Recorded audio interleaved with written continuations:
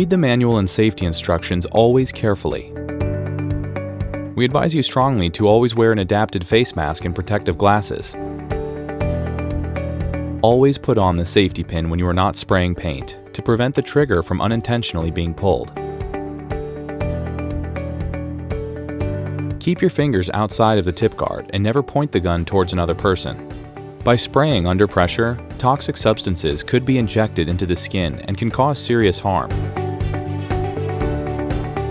Before you start using the unit, 1. Release the pressure by putting the pressure knob into the prime clean position.